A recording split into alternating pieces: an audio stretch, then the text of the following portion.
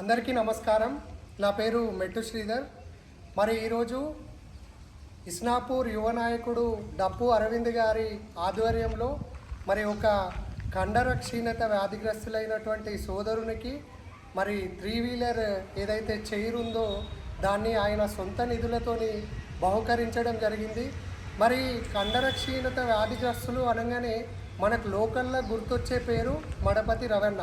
మరి రవణ గారు ఆయన ఏదైతే ఈ సోదరుడు ఫేస్ చేస్తున్న ఇబ్బందిని తమ్ముడు అరవింద్ దృష్టికి తీసుకుపోగానే కొంచెం టైం తీసుకొని వెంటనే స్పందించి మరి తన సొంత నిధులతోని ఇవాళ అన్నకు అది గిఫ్ట్ ఇవ్వడం జరిగింది.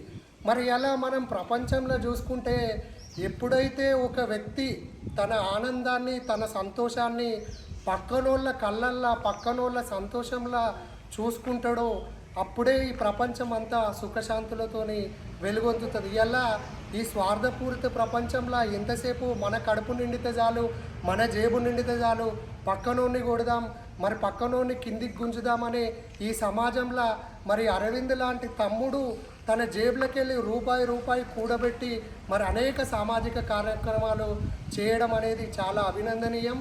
మరి గతంలో గిట నాకు తెలిసినంత వరకు ఈడ పెద్దమ్మ గుడి కట్టిర్రు. మరి దేవునికి గిట తన వంతు సాయం చేయాలని దాదాపు ఒక 25,000 రూపాయలు గిట ఆయన డొనేట్ చేయడం జరిగింది.